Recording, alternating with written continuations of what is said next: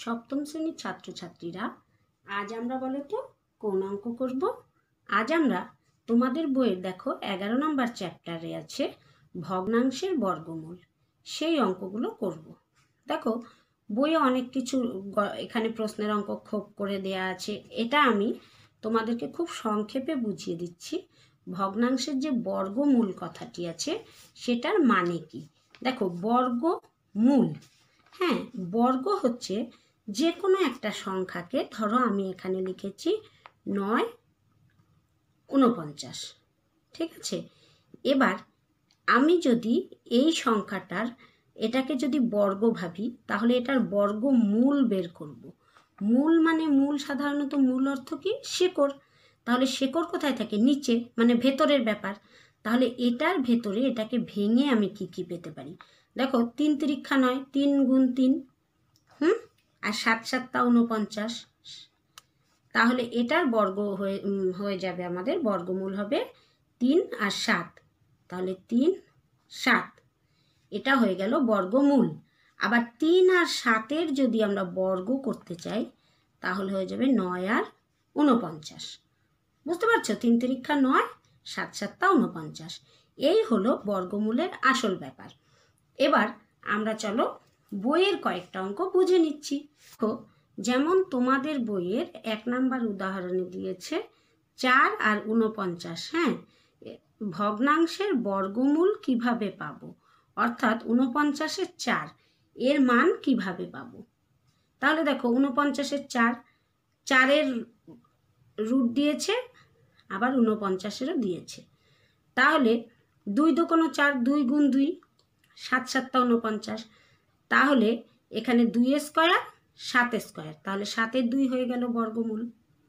ঠিক এইভাবেই আমরা আবার উল্টো দিকে যদি আমরা বর্গ বের করতে যাই, তাহলে 7 7টা 49, 2 2 4। ঠিক এই একই পদ্ধতিতে কিন্তু আমরা বর্গ আর বর্গমূল বের করব, এতটাই সহজভাবে।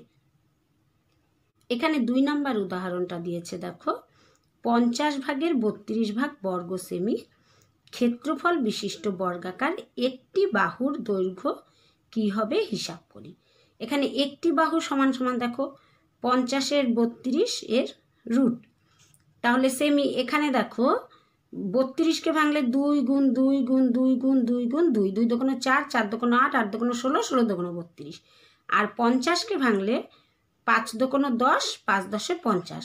তাহলে এই 2 আর এই 2 আমরা কেটে দেব, কাটাকাটি হয়ে গেল। তাহলে থাকলো 2টো 5 আর 4টা 2।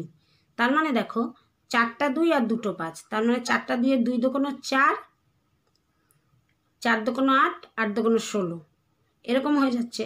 তাহলে এখানে এই দুটো 2-এর থেকে দেখো একটা 2 স্কয়ার করা হলো গুণ আরেকটা 2 স্কয়ার, আর এখানে 5 স্কয়ার। তাহলে উপরে হয়ে গেল 2 2 4 আর নিচে 5।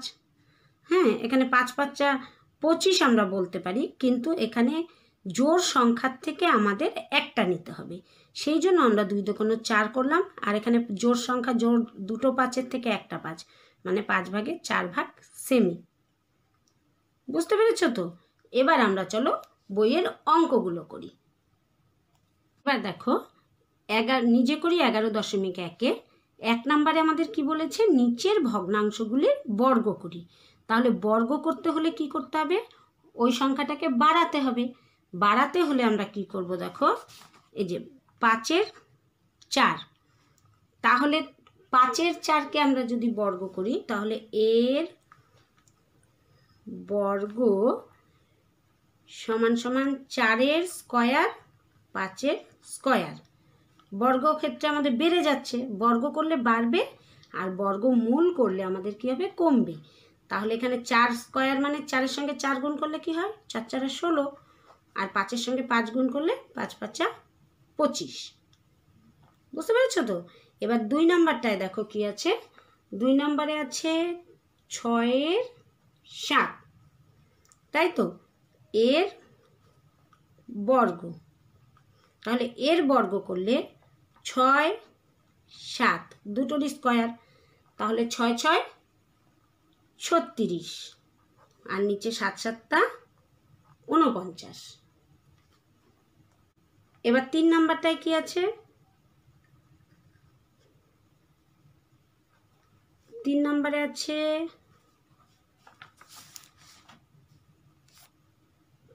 আছে 10 ভাগের 8 ভাগ।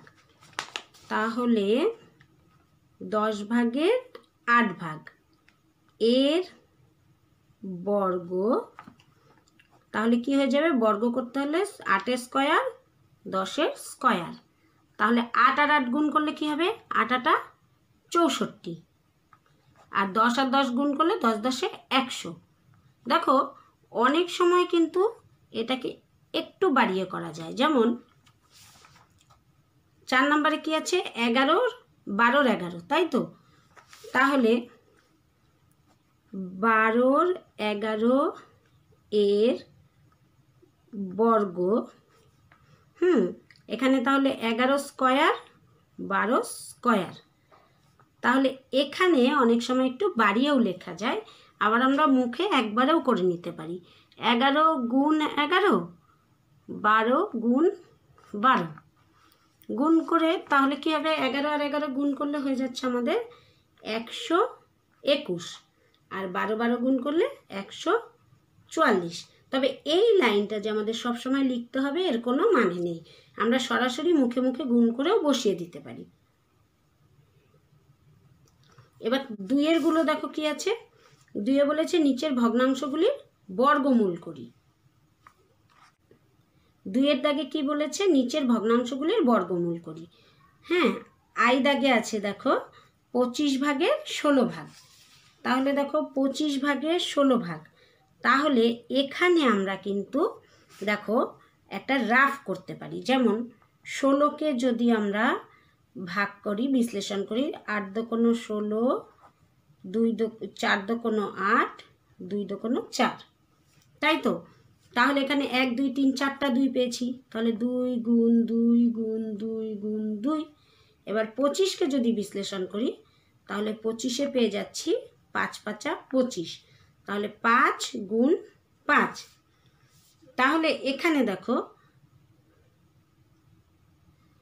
আমরা যদি এখানে এটা রুট দিয়ে দিই তাহলে দেখো আমাদের কি দাঁড়াচ্ছে, এখানে 2 গুণ 2, দুটো 2 এর থেকে একটা 2 নেব, গুণ এই দুটো 2 এর থেকে একটা 2 নেব, আবার দুটো 5-এর একটা 5 নেব, কিন্তু স্কয়ার, কেন স্কয়ার, কারণ দুটোর, আর এখানেও আমরা 2 দোকানো 4 হয়ে যাচ্ছে, তাই না, তাহলে দেখো আমি নিচে করে দিচ্ছি যে 5-এর স্কয়ার আর উপরে হচ্ছে 2 দোকানো 4-এর স্কয়ার, কারণ এখানেও দুটো ছিল এখানেও দুটো ছিল, সেই জন্য স্কয়ার।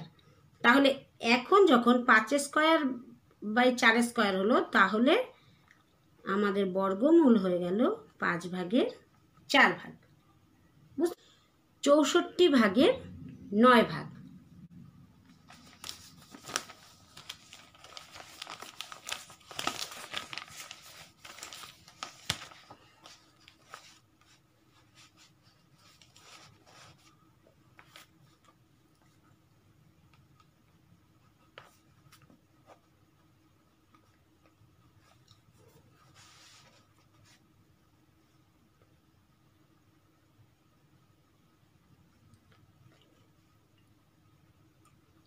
তাহলে 64 ভাগের 9 ভাগ এর বর্গমূল, তাহলে এর বর্গমূল আমরা কি করব, 64/9 এর বর্গমূল দিয়ে দিলাম।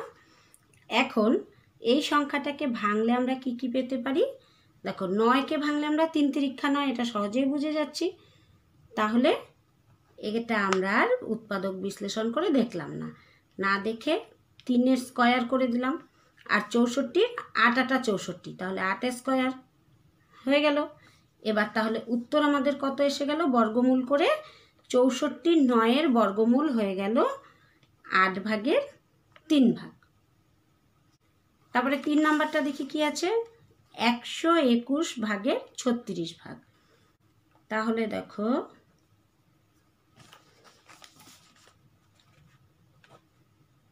121 36 এর বর্গমূল 36কে ভাঙলে আমরা কি পাবো? 6 6 36, তাই না? তাহলে এখানে যদি আমরা বর্গমূলে লিখে নিই যে 6 স্কয়ার আর 11 11 121, এটা আমরা আগেও জানি নামতা গুণেই, তাহলে 11 স্কয়ার। তাহলে এখানে বর্গমূলের উত্তর কি হয়ে গেল? 11 6। 4 নাম্বারটা আছে দেখো, 169 ভাগের 144 ভাগ। তাহলে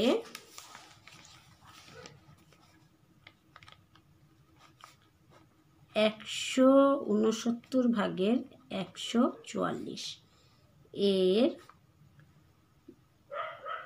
বর্গমূল,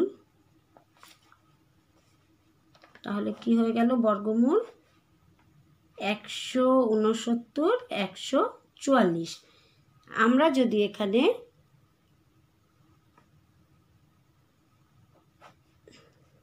12 12 144 হয়, তাই না? তাহলে 12 স্কয়ার আর 13 13 169 হয়, তাহলে 13 স্কয়ার। তাহলে আমাদের উত্তর কি এসে যাবে? উত্তর এসে যাবে 13/12। এবার 5 দাগেরটা দেখো, 289 ভাগের 225 ভাগ। তাহলে 289 ভাগের 225 ভাগ এর বর্গমূল, বর্গমূল কত হলো? 289 ভাগের 225 ভাগ। এই অঙ্কটার সংখ্যাগুলো যেহেতু বড়, আমরা কিন্তু অবশ্যই উৎপাদক করব। উৎপাদক করলে দেখো, এখানে আমি যদি 289কে উৎপাদক করি, কত দিয়ে যাচ্ছে?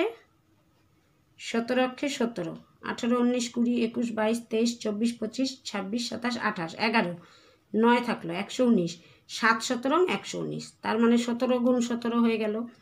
তাহলে এখানে লিখবো 17 গুণ 17, তার মানে 17 স্কয়ার হবে। এবার 225, 225কে 5 দিয়ে করলে 4 5 20, 5 5 25, আবার 5 দিয়ে করলে 5 9 45, 3 দিয়ে করলে 3 3 9। তাহলে 5 গুণ 5 গুণ 3 গুণ 3, তাহলে দেখো 5 গুণ 5 গুণ 3 গুণ 3। তাহলে এখান থেকে আমরা যদি জোড় সংখ্যাগুলো বের করে নিই, তাহলে দেখো দুটো 5-এর আমরা একটা 5 নেব, দুটো 3-এর একটা 3 নেব, আর 17 দুটোর একটা 17 নেব। তাহলে কি হয়ে যাবে? 3 5 15 স্কয়ার, কারণ সবগুলো দুটো করেছিল স্কয়ার, আর 17 স্কয়ার। তাহলে উত্তর হয়ে গেল আমাদের বর্গমূল 17 ভাগের 15 ভাগ। বুঝতে পারছো তো? এবার দেখো তোমাদের বইয়ে যে 4 নাম্বার দিয়ে বোঝানো আছে যে 32 ভাগের 9 ভাগ এর বর্গমূল করতে চাই। তাহলে কিভাবে করব দেখি। দেখো 32-এর 9, 32 আর 9কে রুটের মধ্যে দিয়েছে, রুটে দিয়ে দেখো এখানে 32 9কে ভেঙেছে 3 3 9, আর 32কে ভেঙেছে 2 2 4, 4 2 8, 8 2 16, 16 2 32। এইভাবে মৌলিক উৎপাদকে বিশ্লেষণ করেছে। তাহলে দেখো মৌলিক উৎপাদকে বিশ্লেষণ করার পরে দুটো 2-এর একটা 2 নিল 2 স্কয়ার, আবার 2 স্কয়ার গুণ 2, একটা 2 কিন্তু বেঁচে গেল, আবার 3 স্কয়ার। এখানে দেখো 32 পূর্ণ বর্গ সংখ্যা নয়, কারণ 32কে মৌলিক উৎপাদকে বিশ্লেষণ করলে পাই 32 সমান সমান 2 স্কয়ার ইন্টু 2 স্কয়ার ইন্টু 2। তাহলে এই রকম ভগ্নাংশকে কি বলবো?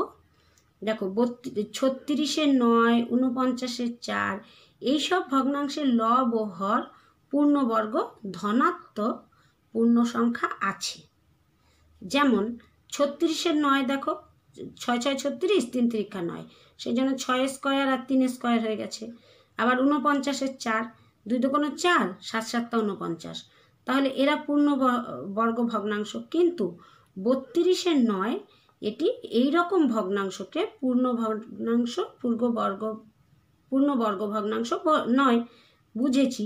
তাহলে 32-এর 9 একটা পূর্ণ বর্গ ভগ্নাংশ নয়, এটা বুঝেছো তো?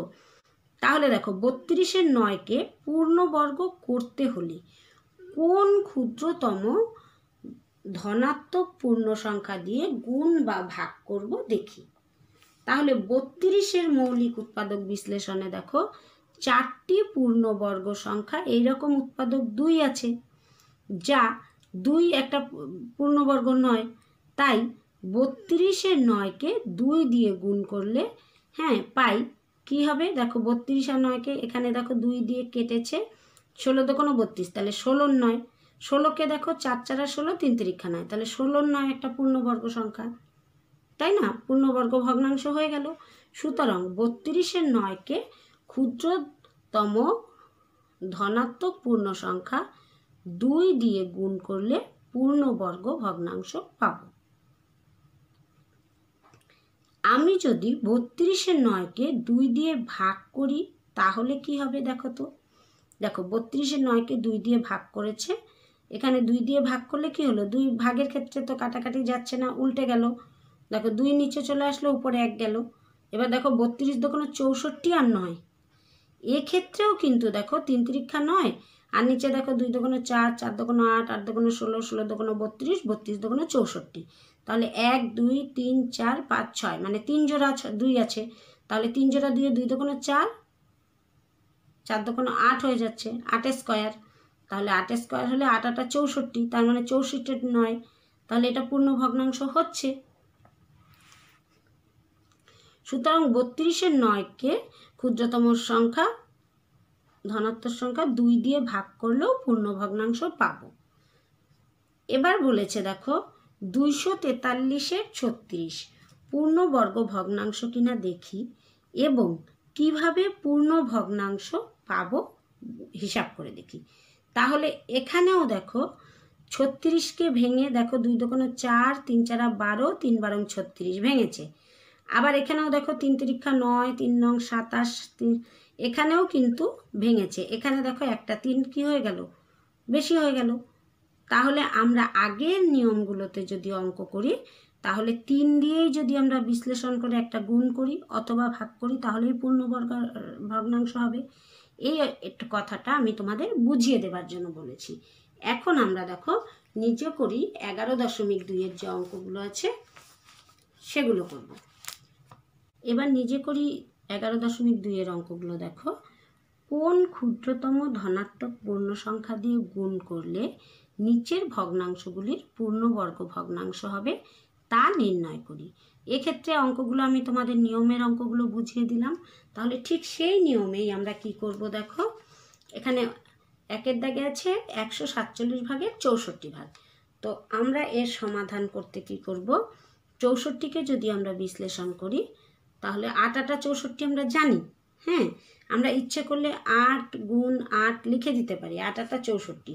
আবার 147 আমরা যেহেতু বুঝতে পারছি না, তাহলে আমরা কি করব দেখো 3 4 12, 13 14, তাহলে হয়ে গেল 2 7 27, তাহলে 3 9 27 9, তাহলে 49 হলে তাহলে 7 7 49, তাহলে দেখো 3 গুণ 7 গুণ 7। এখানে তাহলে আমাদের কি হয়ে যাচ্ছে দেখো 8-এর স্কয়ার আর এখানে 7-এর স্কয়ার, তার সঙ্গে একটা গুণ 3 বেশি হয়ে যাচ্ছে। তাহলে আমরা যেহেতু নিয়মটা এখনই আগের বইয়ের অনুশীলনগুলোতে বুঝেই গেলাম, তাহলে আমরা এখানে কি জানবো, একটা 3 দিয়ে বিশ্লেষণ গুণ করব। তাহলে 3 3 কেটে গেল, তাহলে হয়ে গেল 8-এর স্কয়ার 7-এর স্কয়ার। তাহলে 8 8 কি হচ্ছে 64 আর 7 7 49, এটা কিন্তু আমাদের দেখো পূর্ণবর্গ সংখ্যা হয়ে গেল। সুতরাং আমরা উত্তর লিখব, সুতরাং ক্ষুদ্রতম ধনাত্মক পূর্ণ সংখ্যা 3 দিয়ে গুণ করলে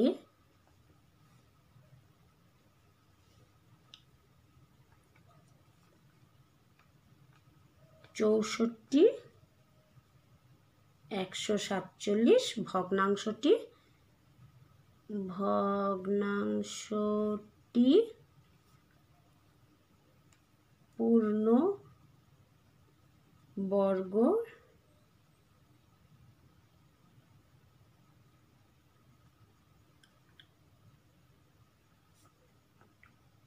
ভগ্নাংশ হবে। তাহলে এটা আমাদের উত্তর কি হয়ে গেল? উত্তর হয়ে গেল নির্ণেয় ক্ষুদ্রতম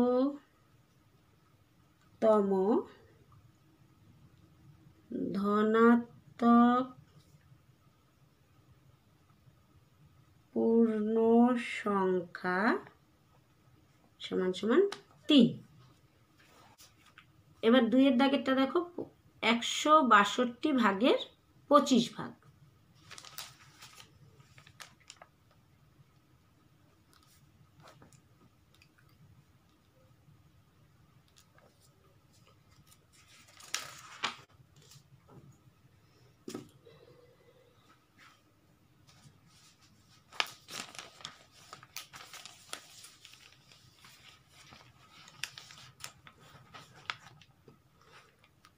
এই ক্ষেত্রে দেখো 25টাকে কিন্তু আমরা বুঝে যাচ্ছি 5 গুণ 5 5 5 25।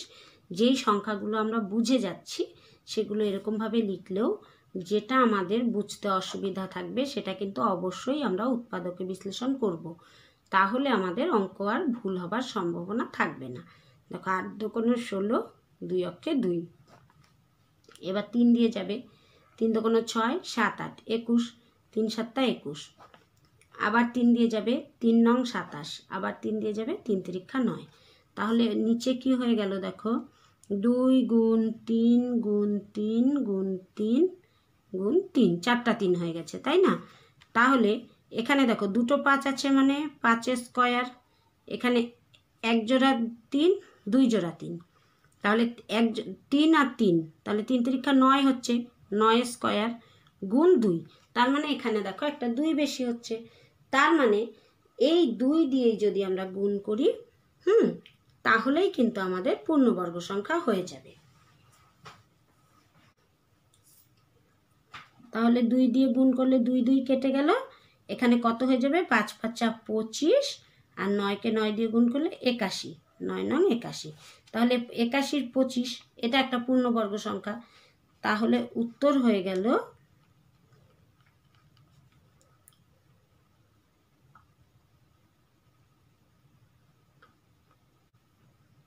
নির্ণেয়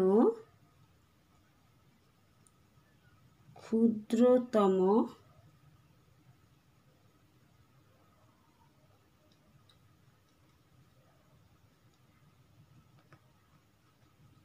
ধনাত্মক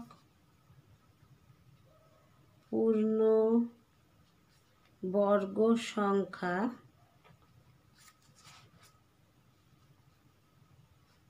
কত হলো, 2। বোঝা গেছে? যে জায়গাটা না বুঝতে পারছো আবার একটু ভিডিওটা রিভিউ করে দেখে নাও, আর যদি বুঝতে পারছো তাহলে অবশ্যই একটা লাইক দাও, এবং যেটা না বুঝতে পারছো সেটা কমেন্ট করো, আমি অবশ্যই তোমাদেরকে আবার বুঝিয়ে দেব। আর তোমাদের যদি চ্যানেলটি সাবস্ক্রাইব করা না হয়ে থাকে অবশ্যই সাবস্ক্রাইব করো, যাতে পরের অঙ্কগুলো তোমরা তাড়াতাড়ি পেয়ে যাও। 3 দাগে দেখো আছে 128 ভাগের 100 ভাগ। তাহলে 100 তো আমরা জানি যে 10 গুণ 10, 10 10 100 হয়ে যায়, সেই জন্য এটাকে আর উৎপাদক করব না। এবার 128কে যদি আমরা উৎপাদক করি, দেখো 2 ঘরে করলে 6 দুগুণ 12, 4 দুগুণ 8। আবার 2 ঘরে করলে 3 দুগুণ 6, 2 দুগুণ 4। আবার 2 ঘরে করলে 16 দুগুণ 32, 2 ঘরে করলে 8 দুগুণ 16, 4 দুগুণ 8, 2 দুগুণ 4। তাহলে 1 2 3 4 5 6 7টা 2 এসেছে। তাহলে 2 গুণ 2 গুণ 2,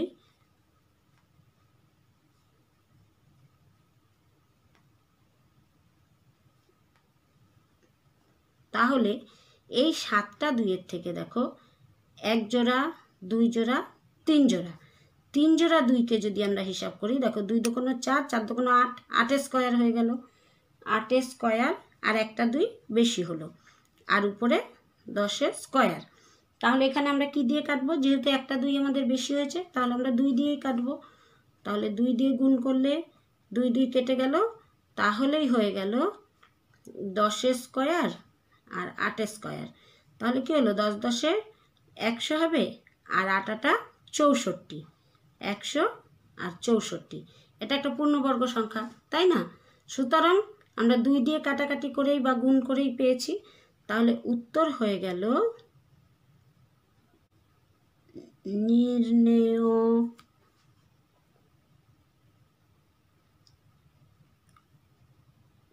ক্ষুদ্রতম ধনাত্মক পূর্ণ সংখ্যা সমান সমান 2।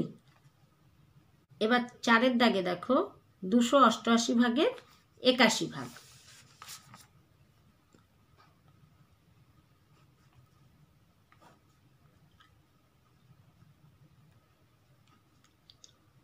তাহলে 81কে আমরা যদি ভাঙি, 9 নং 81 পেয়ে গেছি, তাহলে 9 স্কয়ার লিখলাম, অথবা স্কয়ার যদি না লিখে আমরা 9 গুণ 9 লিখে দিলাম।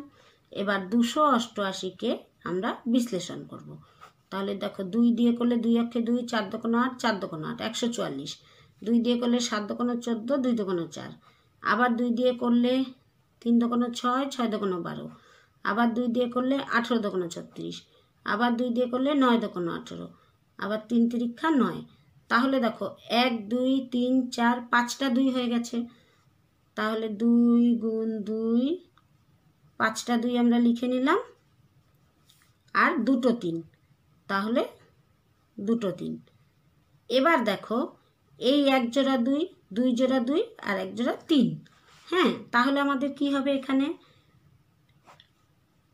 2 গুণ 2 গুণ 3 আর একটা 2 কিন্তু আমাদের বেশি হয়ে যাচ্ছে।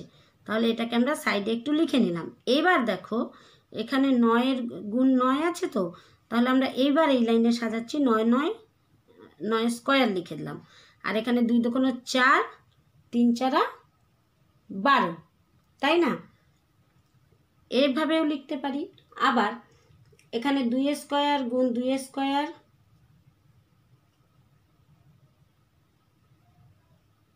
2 হয়ে গেছে বলে 2 এর স্কয়ার হয়ে গেল। হ্যাঁ, গুণ 2 স্কয়ার গুণ 3 স্কয়ার, আর এখানে বেঁচে থাকলো কি? একটা 2, যার কোনো জোড়া নেই।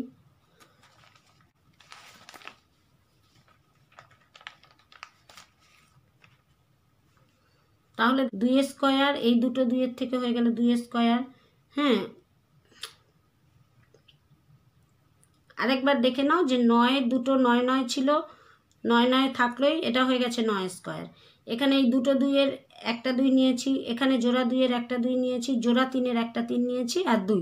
এগুলো যেহেতু সবগুলোই জোড়া সংখ্যা ছিল, সেই জন্য 2 স্কয়ার গুণ 2 স্কয়ার গুণ 3 স্কয়ার আর একটা গুণ 2, এই 2টা বেশি হয়ে গেছে। তাহলে এই 2 এর একটা 2 নেই বলে আমরা কি করব?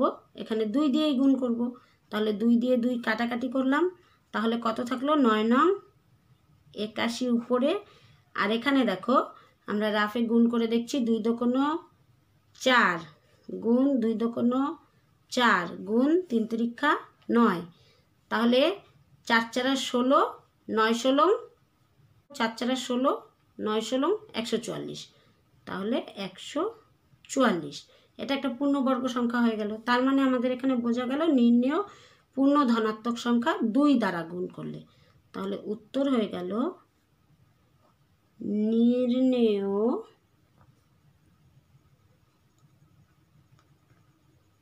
পূর্ণ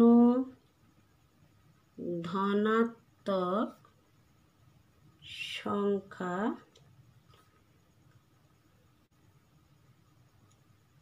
2।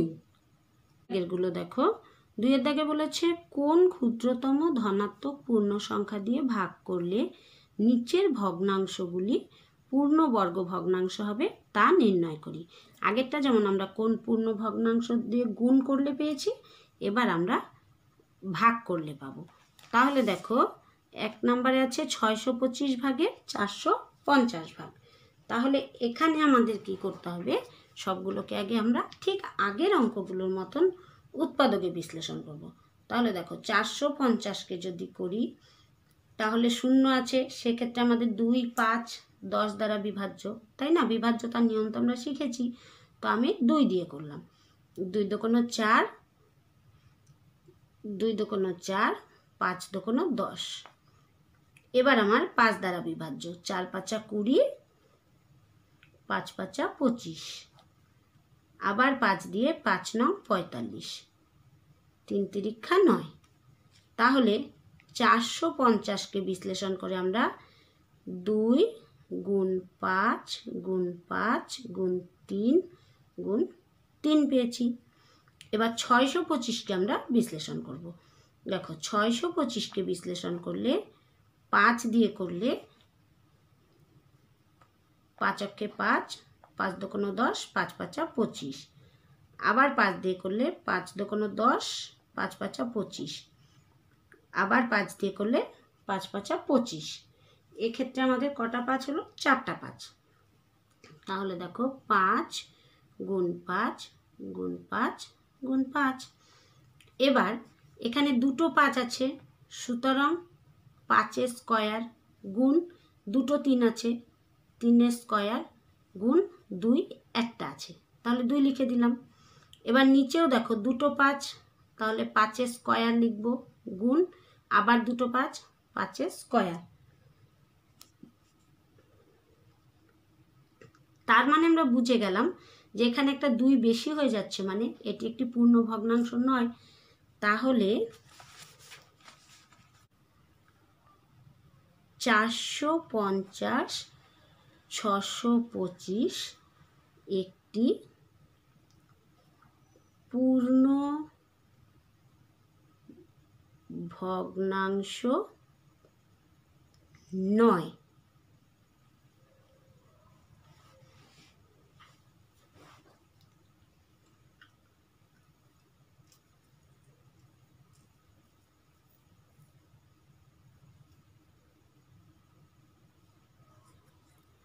তাহলে এক্ষেত্রে যদি আমাদের এই সংখ্যায় যদি আর একটা 2 থাকতো তাহলে কিন্তু পূর্ণ ভগ্নাংশ হয়ে যেত, একই অবস্থা থাকতো না। সেই জন্য দেখো 5 স্কয়ার গুণ 3 স্কয়ার গুণ 2, এক্ষেত্রে 5 স্কয়ার গুণ 5 স্কয়ার গুণ 2 যদি আমরা বসিয়ে দিতে পারি তাহলে দেখো এই 2 কেটে যাবে। কেটে গেলে কি হবে, এখানেও 5 স্কয়ার 3 স্কয়ার, তার মানে এটা একটা পূর্ণবর্গ সংখ্যা, এই দুটোই।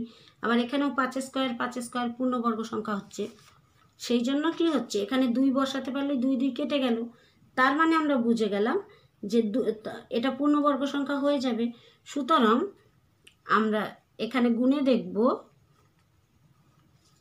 5 5 25, 3 তিরিক্ষা 9, আবার 5 5 25 গুণ 5 5 25, 2 কেটে গেছে। এখন দেখো উপরে হয়ে যাচ্ছে 5 নং 45 5 হাতে 4, 9 দোকানো 18, 19 20 21 22, 225।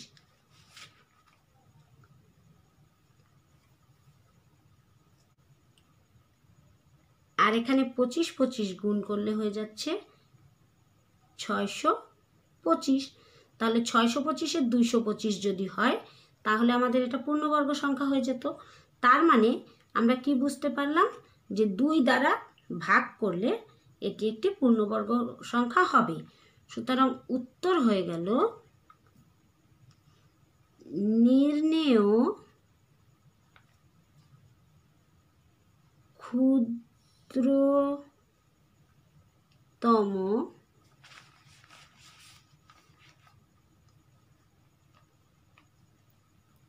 পূর্ণবর্গ সংখ্যা 2 দ্বারা ভাগ করলে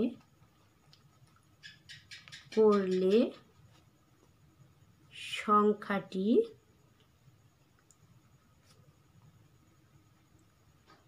পূর্ণ বর্গ সংখ্যা হবে। পরেরটা আছে 320 আর 121। তাহলে এখানে আমরা পূর্ণবর্গ সংখ্যা আগে কি করে নেব, বিশ্লেষণ করব। তাহলে 320কে যদি আমরা বিশ্লেষণ করি, 2 দিয়ে করলে 16 দুগুণ 32 শূন্য, 2 দিয়ে করলে 8 দুগুণ 16 শূন্য, 2 দিয়ে করলে 4 দুগুণ 8 শূন্য, 2 দিয়ে করলে 2 দুগুণ 4 শূন্য, 2 দিয়ে করলে 10 দুগুণ 20, 2 দিয়ে করলে 5 দুগুণ 10। তার মানে 1 2 3 4 5 6টা 2 গুণ 5। তাহলে 2 গুণ 2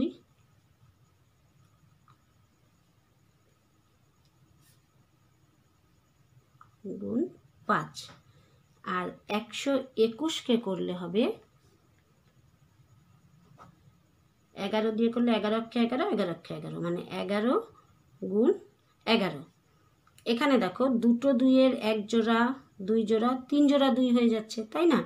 তাহলে 2 square into 2 square into 2 square into 5, আর নিচে হয়ে যাচ্ছে 11 স্কোয়ার।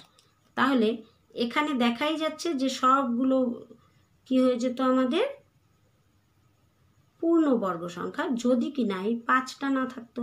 সেই জন্যই আমরা এখানে 5 দিয়ে ভাগ করব, আর ভাগ করলে নিচে বসে যায়। তাহলে এখানে 5 5 কাটা হয়ে গেল। তাহলে আমাদের কত থাকবে,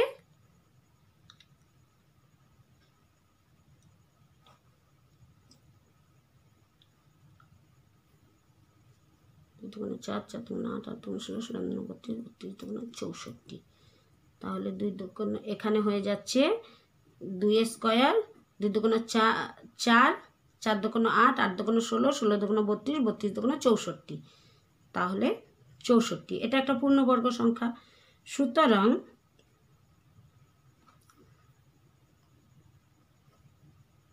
নির্ণেয়